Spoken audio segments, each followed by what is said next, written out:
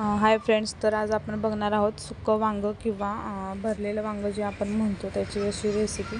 तर बघू शकता मी इथं 3 वांगी घेतलेली आहेत आणि वांगं मी एकटीच खाते तर त्यासाठीच 3 घेतलेले आहेत। 2 टायमाला सफिशियंट होतात। एक कांदा, काळा तिखट, हळद, मीठ, लसूण, खोबरं, कारळ्याचा कूट, शेंगदाण्याचा कूट आणि कोथिंबीर हे सगळं सामान घेतलेलं आहे मी काढून।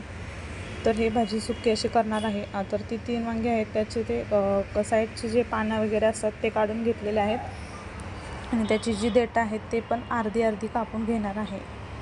जास्त ठेवायची नाहीत कारण देठाला खूप अशी चव असते, तर त्यासाठी मी थोडीशी कट केलेली आहेत आणि अर्धी म्हणजे ठेवलेली आहेत आणि मधी असेच चीर देऊन घेतलेले आहे। बघू शकता आतमध्ये वांगं खिडकं नाही त्यासाठी ती मधी चीर देऊन घ्यायची। तर मी एका वांग्याचे 2 भाग केलेले आहेत जेणेकरून पटकन शिजेल आणि व्यवस्थित सगळ्या बाजूने शिजेल, तर त्यासाठी मी तसं केलेलं आहे। आता हे वांगं पण मी तसंच चिरून घेणार आहे। तर माझी सगळी वांगी चिरून झालेली होती आणि मी स्वच्छ अशी धुवून घेतलेली होती आणि मी कुकरमध्ये भाजी करणार होते, तर त्यासाठी मी कुकर देखील तापायला ठेवलेला होता। हे सगळं जे काढलेलं आपण सामान आहे ते सगळं एकत्र करायचं आणि त्यात थोडंसं प्रमाणात तेल टाकायचं, एकदम थोडंसं तेल टाकायचं जेणेकरून त्यात तेल टाकून मसाला एकत्र केला की त्याचा एक छानसा फ्लेवर येतो।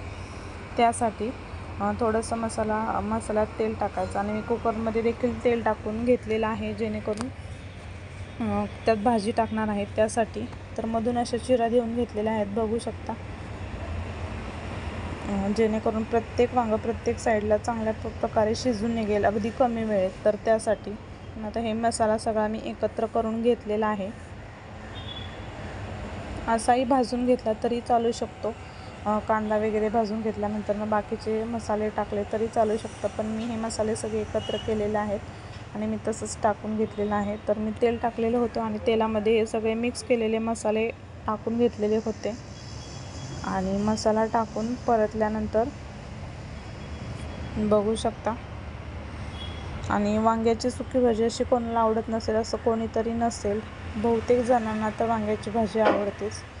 तर त्यात मी वांगी देखील घालून घेतली आणि थोडीशी क्रिस्पी होईपर्यंत परतायची वांगी, म्हणजे त्याचा एक जो फ्लेवर आहे तो छान लागतो। आणि त्यानंतर मी पाणी टाकून घेतलेलं आहे, एकदम थोडंसं पाणी टाकलेलं आहे, एक अर्धा कप टाकलेला असेल, साधारण अर्धा ते 1 कप, जेणेकरून ग्रेव्ही आपल्याला जास्त ठेवायची नाही आहे, सुकी अशी भाजी करायची आहे। तर त्यासाठी बघू शकता एकदम थोड्या प्रमाणात दिसत आहे पाणी, तर ते वांगी शिजण्यापुरतंच मी टाकून घेतलेलं होतं आणि नंतर मी 1-2 मिनिटांनी कुकरचं झाकण लावलेलं होतं। तर आता मी याच्या 2 शिट्ट्या काढून घेणार आहेत आणि 2 शिट्ट्या काढून घेतल्यानंतर परत एकदा बघूयात। वांग्याला जास्त वेळ शिजायला लागत नाही, कमीत कमी 2 शिट्ट्या किंवा थोडंसं कमी पाहिजे असेल तर एका शिट्टीमध्ये ते वांगं शिजून जातं। तर त्यासाठी मी कुकरमध्येच लावते, टाईम पण वाचतो, गॅस पण वाचतो आणि पटकन अशी भाजी तयार होते। आणि जर कोणाला वाटत असेल की कुकरमध्ये भाजी टाकल्यानंतर तरी येत नाही, तर असा काही नाही। स्लो गॅसवर कुकर ठेवला तर भाजीला जशी पाहिजे तशी तरी येते, माझा स्वतःचा अनुभव आहे। बघू शकता 2 शिट्ट्या झाल्यानंतर भाजीला आहे तशी तरी आलेली आहे आणि बघू शकता भाजी इतकी सुंदर झालेली होती की काही विचारूच नका। आणि हे 3च वांगे होते कारण मी एकटीच खाते आणि हे मला 2 टायमिंगला तरी होतात सुकी भाजी, दुसरी नाही काही केली तरी चालते संध्याकाळची।